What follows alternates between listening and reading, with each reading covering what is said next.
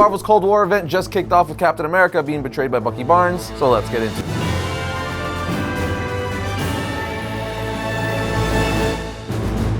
What's up, my comic comrades? Marvel just released the alpha issue for their Captain America Cold War miniseries, and it started pretty strong with Cap being betrayed by his old friend Bucky, aka the Winter Soldier. But before we can show you why, we need to bring you up to speed on two previous stories that led up to the Cold War title. Those are the Captain America Symbol of Truth series, focused on Sam Wilson Cap, and the Captain America Sentinel of Liberty title, which focuses on Steve Rogers Cap. Now, in the Symbol of Truth series, Sam Wilson managed to stop a civil war that was about to happen in Wakanda, with the help of Ian Rogers, aka Nomad, the adopted son, so to speak, of Captain America. We also learned that the person behind all this, who instigated the violence, is none other than White Wolf. If you're not sure who White Wolf is, he was the leader of the secret police of Wakanda. You see, as a baby, he survived a plane crash that landed in Wakanda. And since he was a baby, he was given citizenship by T'Challa's father, King T'Chaka. White Wolf would be raised in Wakanda and become one of T'Chaka's most loyal servants, doing anything he asked, no matter how violent or brutal it may be. In any case, White Wolf was accessing portals from Ian's childhood home in Dimension Z, bringing monsters and creatures into battle. Sam, Captain America, and Nomad teamed up with resistance leaders from Wakanda to destroy the devices that were making the portals and defeat White Wolf, locking him up. At this point, Ian went to reunite with his father, Steve Rogers, who was recently betrayed by his sidekick and longtime best friend, Bucky Barnes. Now you may be like, what? He betrayed Steve Rogers? You see, what had happened was Bucky learned about a shadow organization called the Outer Circle. Not only were they responsible for the Super Soldier program, but had orchestrated every event in Bucky's life. At this point, Bucky chose to work and join with the Outer Circle and their new revolution to destroy them from the inside. So essentially, Bucky kind of broke after finding out about the Outer Circle and how they've been orchestrating everything,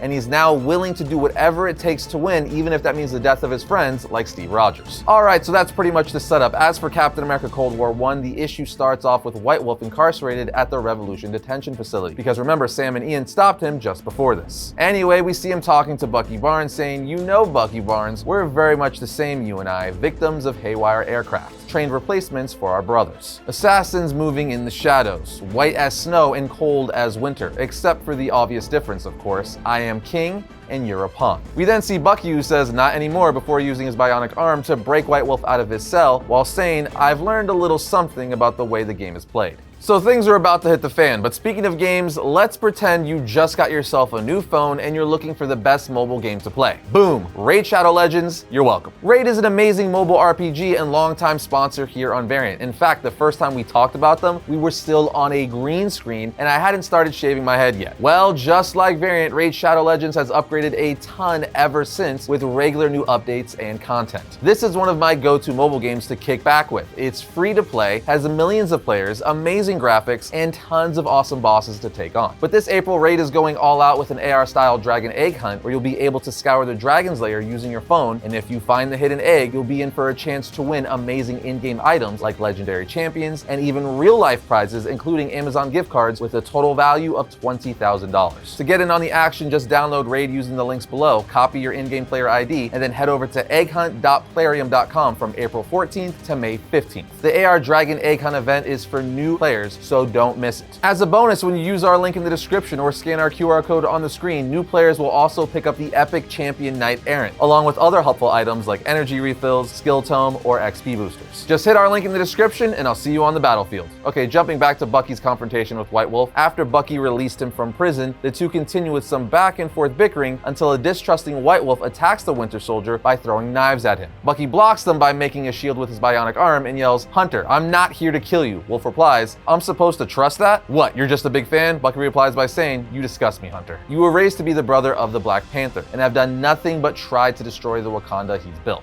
But you have something I want, so I'm willing to trade your freedom. I need the transmitter, and I need the codes." Hunter then says, "So I have a card or two after all, it seems. How about this? I don't give you a damn thing." Bucky says, "That's not how you leave this room." Hunter replies, "Why would I want to leave the room when we just sat down at the table?" Bucky asks, "Freedom's not enough?" Hunter's all like, "When I negotiate, it's only for more. Just one condition and my technology is yours." They shake and Bucky asks, "Fine, what's your condition?" As White Wolf says, "I want the damn throne." Don't worry, we find out exactly what he's talking about, and no, it's not Wakanda. Even though he's always had his own plans for Wakanda and was constantly jealous of T'Challa, hence him being a villain and nemesis to characters like Sam Wilson, Captain America. Anyway, after this, we see Ian meet up with his dad, good old Steve Rogers, Captain America, but their quiet lunch is quickly interrupted at the place they're eating because it was blown up. With Steve Rogers climbing out of the debris scene, it's none other than Peggy Carter, who has also gone AWOL and is working with Bucky Barnes. And the reason she interrupted their nice lunch and blew up the restaurant is to kidnap Ian, saying the Revolution sends his regards, aka